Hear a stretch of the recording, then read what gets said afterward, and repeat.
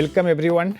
You remember in the last class we have started discussing about some preliminary concept of quantum mechanics. So, what we have learned that the particle in an infinite square well or particle in a box problem, how to solve the energy eigenfunction and how to get the wave function for that particular case.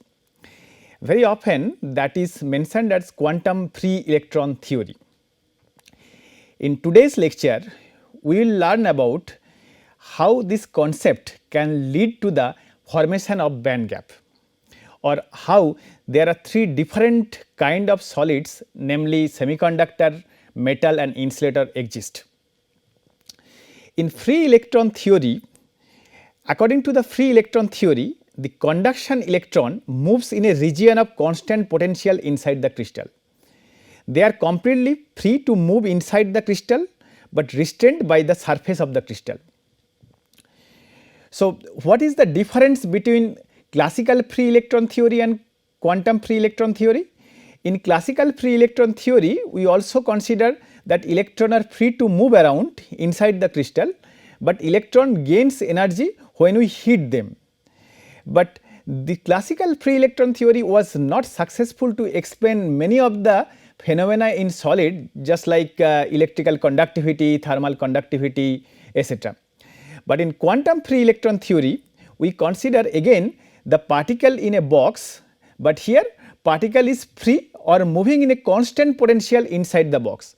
Only constraint on the particle is that it is confined in the boundary, which boundary has an infinite potential or where the wave function does not exist. So, this problem actually explains pretty well many of the phenomena of the metal, like electrical conductivity, thermal conductivity and then electrical paramagnetism, etc. So, this theory explains successfully the phenomena of electrical conductivity, electron emission, electron paramagnetism, etc.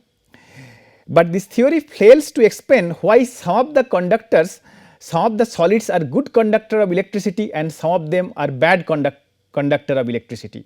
That means why some of the solids are conductor, some of them are insulator, or why some of them are even semiconductor. So, that means the physical properties of the semiconductor cannot be explained by this theory. Secondly, the positive value of the Hall coefficient also cannot be explained by the free electron theory. So, where is the problem coming from? In the free electron theory, it is an ideal approximation. We consider that electron moves in a constant or almost free potential inside the solid. But in the practical, in the real life, the situation is not like that. The electron moves in a potential which has a periodic form. So, in a real crystal solid, we need to modify this problem keeping in mind that the electron not moves in a constant potential, but it moves in a periodic potential. That we will discuss in this class. The behavior of electron in a periodic potential. Electron has well defined mass, and when accelerated by electric field, it obeys Newtonian mechanics. But the behavior of electron is different when accelerated in a crystal. Why? Because in a one dimensional periodic crystal, there is a periodicity in the potential, and because of that the electron interacts with the lattice site, and that modulates the energy eigenfunction as well as the wave function. The one dimensional periodic crystal potential is shown in the following figure. As you can see, this is a very ideal potential where the Z plus, this is showing the positive ion cores, and the distance A is the lattice spacing, that is the distance between two successive lattice sites. This potential is arising due to the periodic distribution of the positive charge associated with ion cores situated on the lattice sites inside the crystal, plus the constant distribution due to all other free electrons of the crystal. This is very complicated case.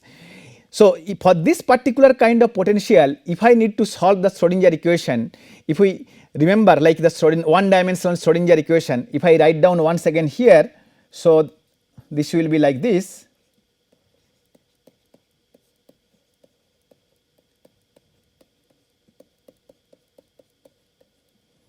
So, here V is my constant potential in the case of an infinite square wave potential, but in this particular case V has this particular complex geometry. So, it is very difficult to incorporate this exact nature of the V and solve the Schrodinger equation to get my E and psi. To get rid of this problem, Bloch came across with a solution. What he said that in this kind of periodic lattice, the wave function is also modulated by the periodicity of the crystal lattice. In order to find out the motion of the electron in a crystalline solid, Bloch has solved the Schrodinger equation for periodic boundary condition. So, you remember in the case of particle in a box problem or in free electron theory, we have the potential is infinite at the 2 boundary. That means, wave function does not exist at the 2 boundary, but here we have periodic boundary condition. This kind of model is also called nearly free electron theory. The Schrodinger equation for an electron moving in a one dimensional constant potential V0 is given by d2 psi dx2 plus 2m by h bar square E minus V naught psi is equal to 0. Here your V naught is either 0 or constant potential, and we all know what is the solution of this equation. The solution of this equation is psi x is e to the power plus minus I k x. So, this is basically nothing but a travelling wave which has equal probability to move in the forward direction or backward direction. Remember, in quantum mechanics we consider the electron as a wave. So, associated with every electron there is a electron wave, and now this electron wave is interfering with the crystal lattice site. So, here the kinetic energy E is E minus V naught, right, because E is equal to total energy, that is kinetic energy plus potential energy. E is your kinetic energy plus potential energy. Here potential energy is V naught. So, if I subtract E minus V naught, I will get the kinetic energy of the electron. So, E kinetic energy is E minus V naught, and that we know is h bar square k square by 2m or is equal to p square by 2m. That was the case of a free electron theory. But in a periodic crystal lattice, the potential is also periodic. So, what we have to do? We have to introduce the periodicity in the potential, and that we have done here. The potential of energy of the electron in a crystal lattice satisfies the following equation: Vx is equal to Vx plus A, where A is the periodicity of the lattice. Now, for the periodic potential, the Schrodinger equation is converted to d2 psi dx2 plus 2m by h bar square E minus Vx psi is equal to 0. Remember, here this Vx has this form. Here the wave function psi x of the electron is psi x is e to the power plus minus I k x times u k x, where u k x has the periodicity of the crystal lattice. U k x is equal to u k x plus A. So, if you look at this solution very closely, so you see this has a travelling part e to the power plus minus I k x modulated by a periodic function u k x. So, here the solutions are plane waves modulated by the function u k, which has the same periodicity as that of the lattice. Hence, psi x is known as the Bloch wave function. So, here in the periodic crystal lattice, the solution of the Schrodinger equation psi x we call it as a Bloch function or Bloch wave function. And what is a Bloch wave function? This is e to the power plus minus I k x into u k x, where u k x has the periodicity of the crystal lattice. So, Bloch gave this theory to solve the one dimensional crystal lattice problem. But if you look our original potential, which was like this,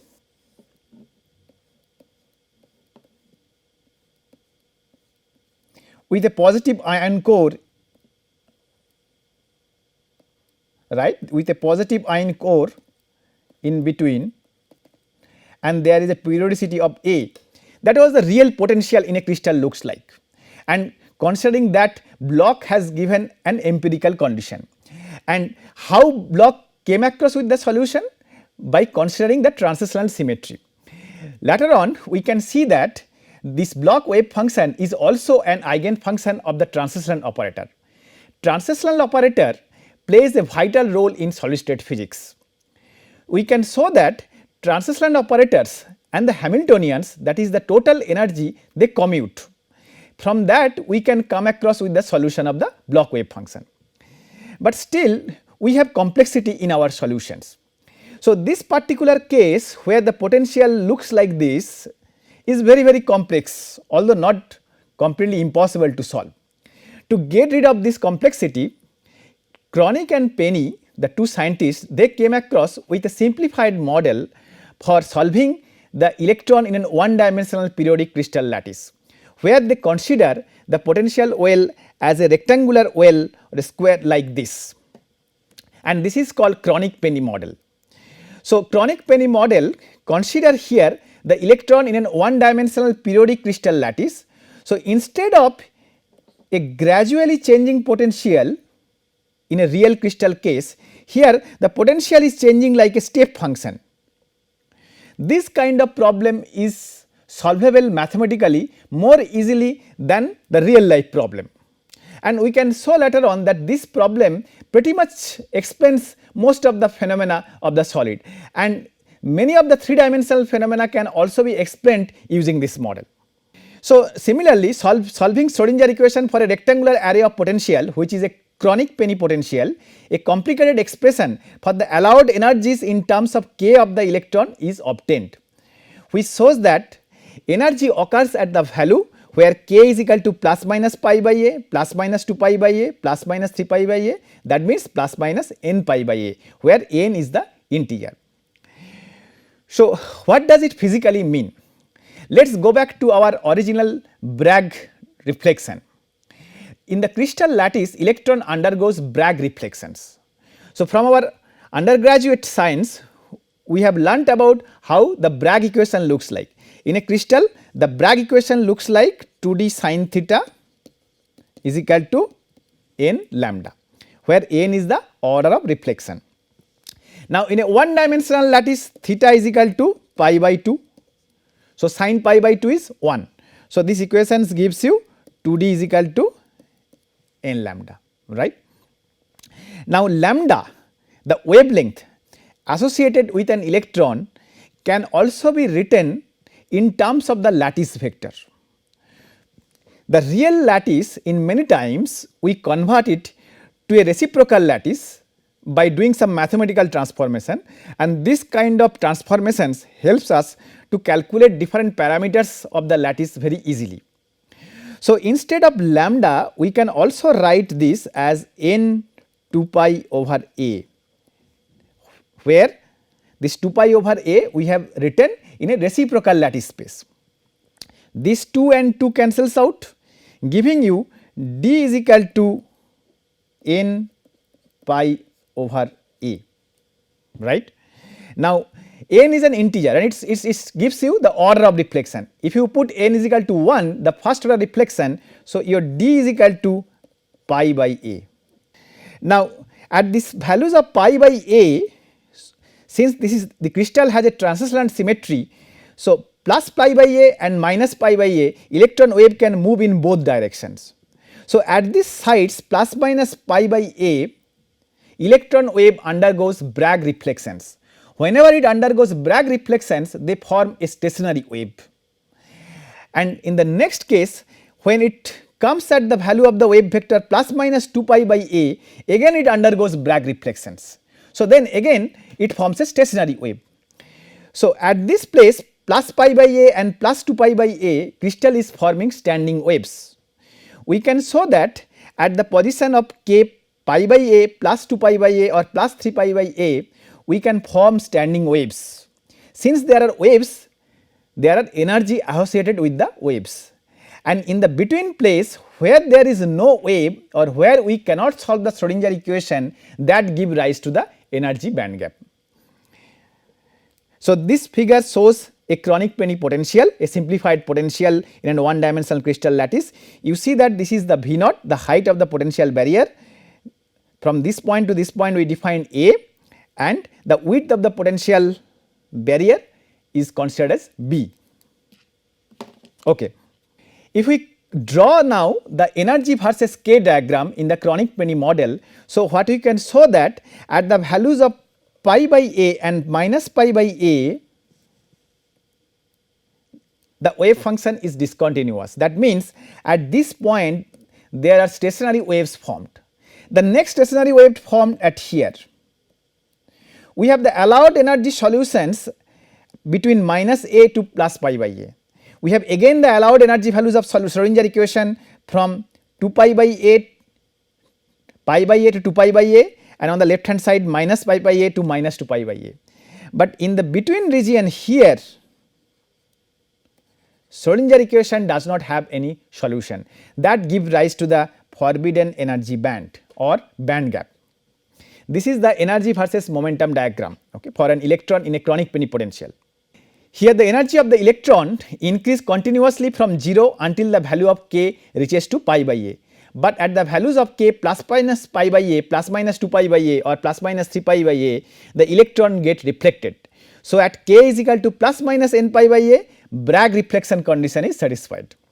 An electron suffers Bragg reflection at n is equal to plus minus 1, plus minus 2, plus minus 3, and they correspond to first order, second order and third order reflection. The range of allowed values of k from minus a to plus a known as the first Brillouin zone. So, if we go back to our earlier slide, so the region between minus pi by a to plus pi by a, this region is called the first Brillouin zone or FBZ. So, the region of k values from minus pi by a to plus pi by a is known as the first Brillouin zone. The second Brillouin zone is consist of two parts extending from pi by a to 2 pi by a, and the second part is on the negative side minus pi by a to minus 2 pi by a. Okay. So, origin of energy gap. Assume free electrons moving in a periodic potential of ion cores. Now, we consider now this ion cores provide a fairly weak perturbations. So, this is a almost nearly free electron theory. Now, for the Bragg condition in a one dimensional solid, we know in direct space it is 2d sin theta is equal to n lambda. But also we can write down the Bragg reflection condition in reciprocal lattice space. In reciprocal lattice space, Bragg condition is that k plus g whole square is equal to k square. You look that k is the wave vector. For diffraction of the wave vectors k in one dimension, it becomes k is equal to plus minus half g is equal to plus minus n pi by 2, where g is equal to 2 pi n by a, and this is called reciprocal lattice vector. So, k is your wave vector and g is your reciprocal lattice vector, where g is equal to 2 n pi by a. You can, starting from the Bragg equation in direct lattice space, that is 2d sin theta is equal to n lambda. If you convert this equation in a reciprocal lattice space, one can also write down that the Bragg condition like that, k plus g whole square is equal to k square. The first reflection and the first energy gap occurs here at k is equal to plus minus a, pi by a. The region in k space between minus pi by a and pi by a is called the first Brillouin zone of the lattice. Other energy gaps occurs for the other value of the energy integer n. So, if we now plot the how does the energy momentum band looks like for a free electron theory and for a nearly free electron theory, so it is the following. For a free electron theory, energy versus k diagram is almost like a parabola. But in a nearly free electron theory, electron does not move in a constant potential, but it moves in a periodic potential. So, in that case, we have learnt right now that electron undergoes Bragg reflection, and it undergoes Bragg reflection at the point pi by a and minus pi by a. So, if we draw the energy versus k diagram, so still it is a parabola between minus pi by a and pi by a, and the second parabola starts here at the point b, but in the region between a to b there is no solution of the Schrodinger equations.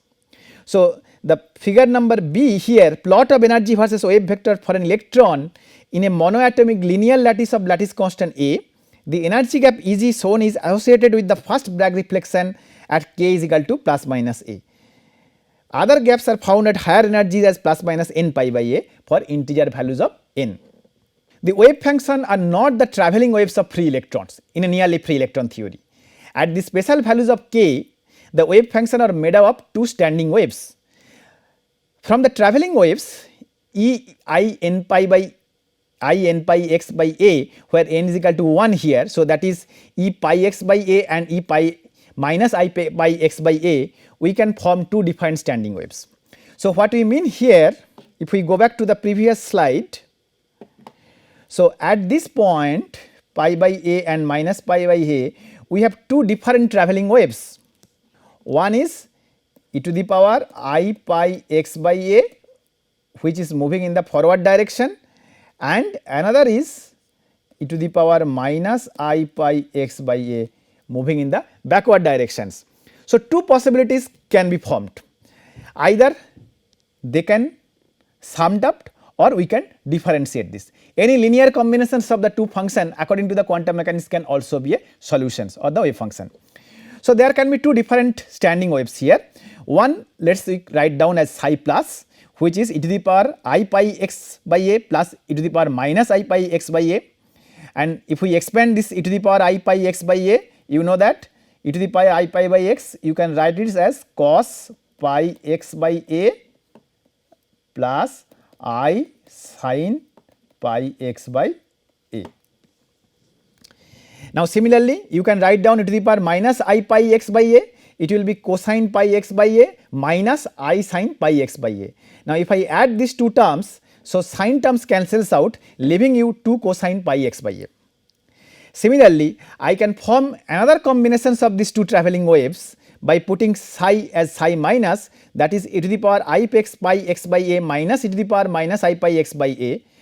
In that case, instead of plus sign between the two wave function, I have to put a minus sign, and there cosines will cancel, giving you 2I sin pi x by a. So, the two standing waves psi plus and psi minus, they pile up the electrons at different regions, and therefore, the two waves have different values of the potential energy. Remember, whenever we solve the Schrodinger equation, we solve it for energy eigenvalues and wave function. Since we have two wave functions here, there will be two values of the energies here in the field of the ion of the lattice. This is the origin of band gap. If we plot these things, this figure will be coming next, and that will be more clearer. The charge density is not constant for linear combination of the plane waves. The probability density for the two standing waves will be, for the case of the positive waves, let us consider this rho plus, that is psi plus square is cos square pi x, and rho minus, this is psi minus square, this will be sin square pi x. The potential energy of rho plus is lower than that of the travelling wave. The potential energy of the rho plus is lower than that for the travelling wave, whereas the potential energy of rho minus is higher than that of the travelling wave. So, we have an energy band gap of width E if the energies of rho plus and rho minus differ by Eg. Just below the energy gap, the wave function is psi plus, and just above the energy gap, the wave function is psi minus. So, here is our potential energy. You look that this is the ion cores, these are the ion cores, the black small dots, and the distance between these two sides, that is the periodicity, crystal periodicity, that is A. Now, if we plot the probability density rho, which is the square of the wave function psi square, and we have plotted that for psi minus square and psi plus square. So, and for a comparison, the travelling wave is showing by this straight line. So, you see that near that ionic sites, psi minus here has a value, and which is lower than the travelling value, and at the near the ionic core sites, psi plus has a value which is higher than the travelling sites. Just below the energy gap, the wave function is psi plus, and just above the energy gap, the wave function is psi minus. So, that is what we have plotted here, how the standing wave distribute, the probability density of the standing wave distributes here.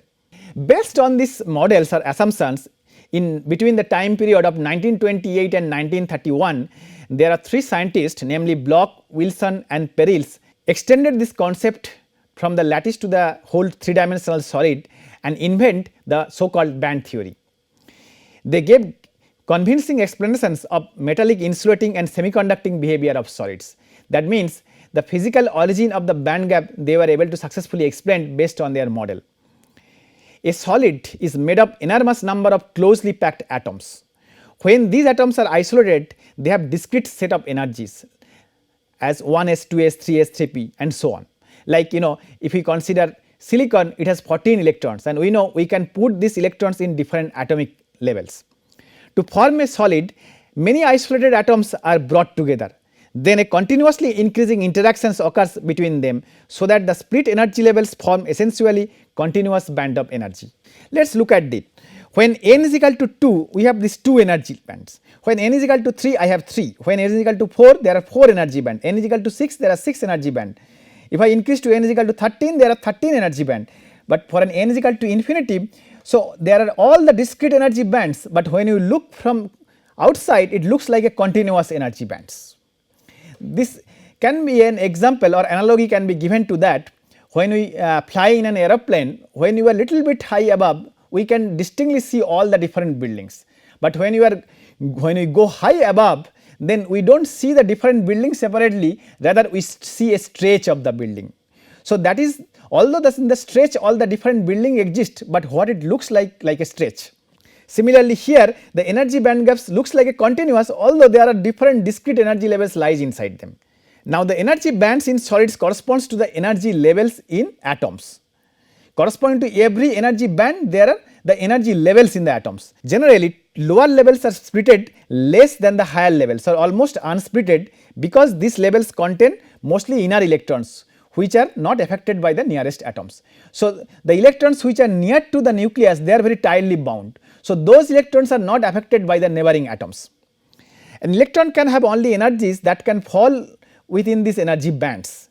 The energy bands in a solid may be overlap or do not overlap depending on the structure of solid. If they do not overlap, then the interval between them represents energies which the electrons in the solid cannot have. These intervals are called forbidden energy gap or the band gap. Here we are showing that things. We are considering two closely packed states. We are considering 2s orbitals and 2p orbitals, where these 2 orbitals has been splitted, and you see that one of them forms an energy band and another of them forms energy band, whether there is a separation between them two. Later on we will learn that one of them at T is equal to 0 Kelvin is completely filled, whereas other of them is completely empty. One of them we will call them as a valence band and other we will call as a conduction band.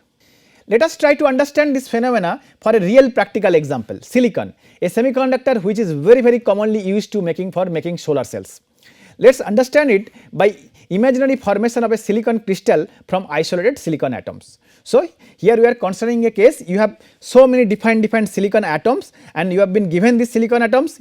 Your job is to put those silicon atoms and make a silicon crystal. How can you do that? Each isolated silicon atoms, we know they have 14 electrons, and whereas these 14 electrons stay, they are in different energy orbitals, and that we can write as 1s to 2s to 2p6, 3s to 3p2. If you add all these electron numbers, 2 plus 2 is 4, 6, 10, 12 plus 2 14. So 14 electrons in a one single atoms, and they have occupied the different energy level like this, and that is the electronic configuration of a silicon atoms. So in the outermost orbitals there are 2 plus 2, 4 electron is there. So each atom has available 2 1s states, 2 2s states, 6 2p states, 3 2s states and 2 3p states. Now if we consider the n atoms, then there will be 2n 1s states, 2n 2s states, 6n 2s states and 6n 3s states respectively. As the interatomic spacing decrease, 3s 3p level merges to form a energy band. This band contains 8n available levels. So again look at this thing very closely. For one atom in the outer orbitals I have n is equal to 3. So how many electrons are there? 2 plus 2, 4 electrons. How many states is possible? There can be 2 3s states and 2 3p states, right? If there are n electrons are there, so then there can be 2n and 6n states, 2n states for the s states and 6n states for the p states, because p orbital can be subdivided into px, py, pz. So there can be 6n states possible. Now if I have one atom, that is the case. If I have n atoms, this is the case. Now if the n is very large, so all the distance between the successive energy level will decrease. So the distance between the 3s 3p level will also decrease and they will merge eventually and form an energy band. which will ultimately contains 2n plus 6n, that is the 8n available states. So, this band further splits into two bands separated by an energy gap Eg. So, when we increase the number of silicon atoms in a crystal, let us say 10 to the power 23 silicon atoms in a crystal, so the distance between the successive energy level decrease. Consequently, the distance between 3s and 3p level will also decrease, and finally they will merge to form an one energy band gap where everything have the same energy. You can consider this as a mixture of 8n states where they separated the same energy, and this band splits into two bands separated by a energy band gap Eg. The upper band, conduction band, they contain the 4n electrons as does the lower valence band. So, there are 8n electrons. So, the lower band contains 4n electrons and the upper band contains 4n electrons, and they are separated by some energy band gap. So, in the silicon crystal there are two bands of available energy, they separated by a distance Eg which contains no allowed energy levels for electrons to occupy. So, again, if this is the silicon nucleus and this is the outer orbitals, so in outer orbitals now we are considering 8n electrons where there are 3s orbitals and 3p orbitals. Now, when n is large in a crystals, so we have learned that the 3s 3p orbital merge and they form 8n electronic states. Now, these 8 electronic states, they split into two different states. The lower states contains 4n electrons and the upper states contain 4n electron. So, the lower states contains 4n electrons and the upper states contain 4n electrons. In between them there is a separation, and that separation is called forbidden energy gap or energy band gap, and we call it as E subscript G, that is the expression for the band gap. This gap is called forbidden energy gap. We can look this in a silicon, real silicon crystal, and if we plot the relative energy of the electrons along the y axis and along the x axis is here the electronic distance. So, you can see that how this 6n states and the 4n states has been distributed here. So, the 4n states which contains 4n electrons here and 6n states now contains 2n electrons, and they are separated by a band gap Eg, and along the x axis we have the relative spacing of the atom. So, again y axis is the relative energy, x axis is your relative spacing of the atoms. So, you can see that there are two energy states, you have 3s states and 3p states. So, 3s states which contains 2n states of 2n electrons, this is 2n state of 2n electrons, right. So, this now split into two different states, one is 4n states which contains 4n electrons, and this is also 4n states, but it does not contain any electrons here, and there is a separation between these two, and that separation you call it as a band gap. This energy allowed energy band is called the valence band, and this allowed energy band gap is called the conduction band gap. Based on this concept, we can classify the solids or materials into three distinct classes: conductor, insulator, and in between conductor and insulator, semiconductor, based on the band gap. So, what is a conductor? A conducting materials are those in which plenty of free electrons are available for electronic conduction. In terms of energy bands, it means that the electric conductors are those which have overlapping valence and conduction bands. So, in a conductor or in a metal, valence band and conduction bands overlap each other, and Fermi level lies, since Fermi level lies in between valence band and conduction band. So, in the case of the conductor, Fermi level can lie in between valence band or in conduction band, since valence band and conduction band overlaps. So, the probability of staying valence Fermi energy is equal in both of these cases. What is a semiconductor? These are characterized by a very narrow energy gap, 1 electron volt between the valence band and conduction band. These are solids whose electrical conductivity lies between high conductivity of conductors and low conductivity of insulators, for example silicon, germanium, gallium arsenide. So, semiconductors are materials whose conductivity is in between conductor and insulator. So, usually the energy band gap is 1 electron volt to 1.5 electron volt. There are several examples of semiconductor, and as you have learned that semiconductors are heart of the optoelectronic industry.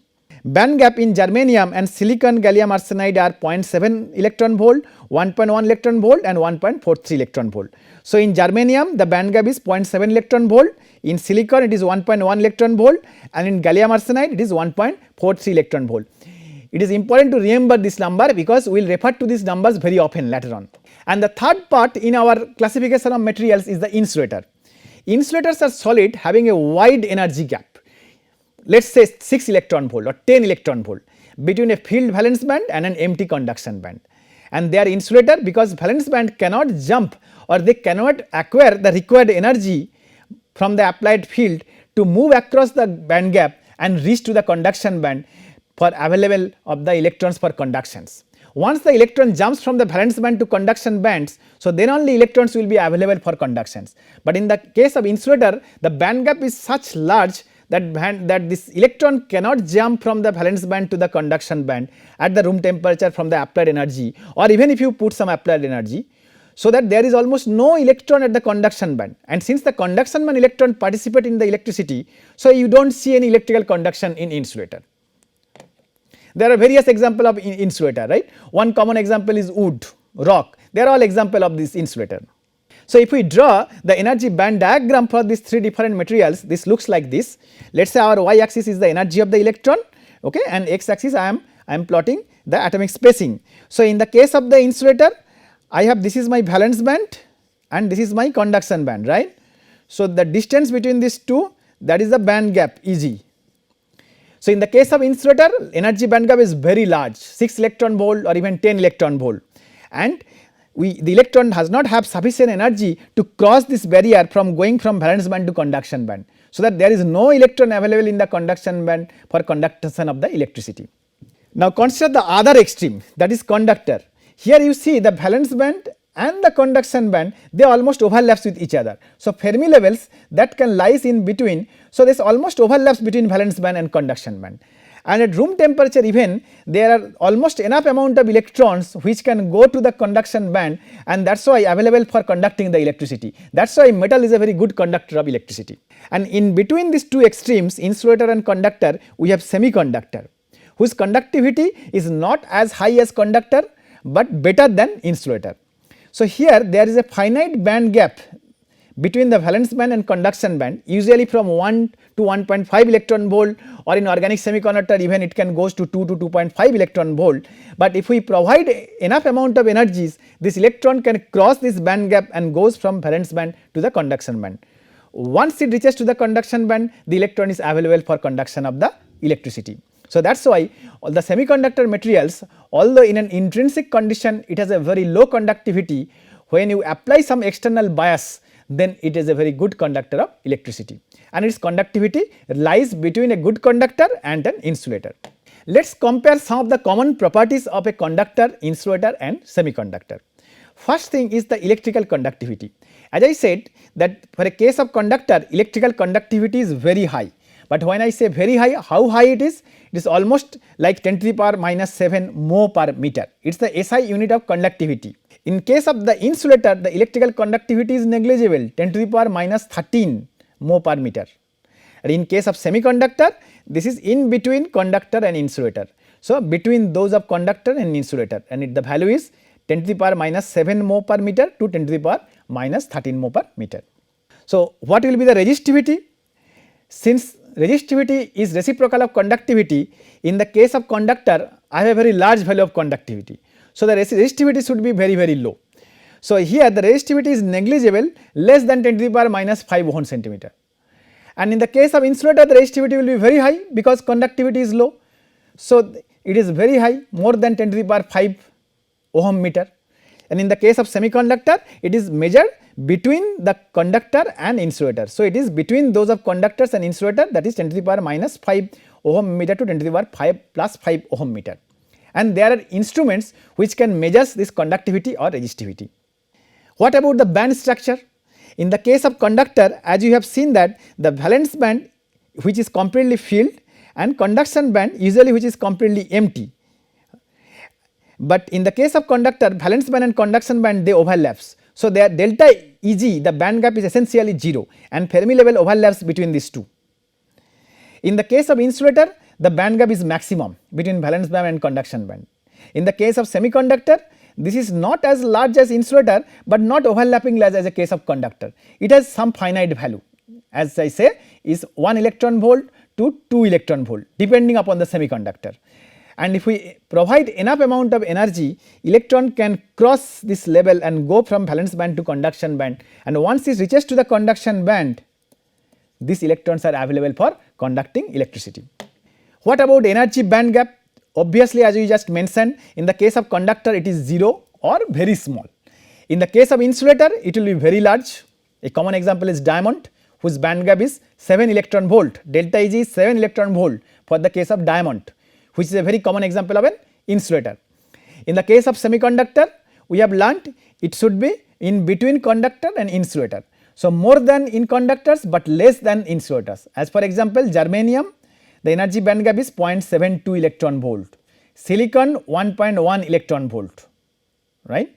Gallium arsenide 1.3 electron volt. Current carriers and current flow, that happens in the case of conductor due to the free electrons, because electrons are very loosely bound and the conductivity and current flow is very high.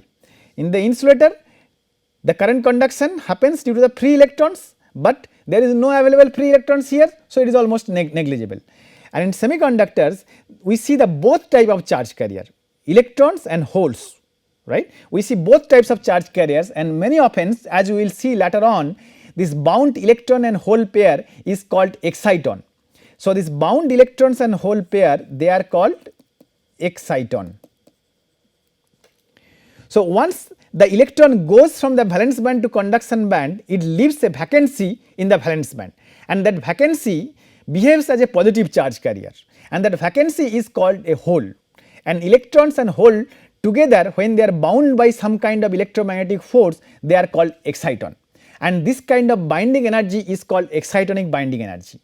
Number 6 is number of current carriers, electrons or holes at ordinary temperature.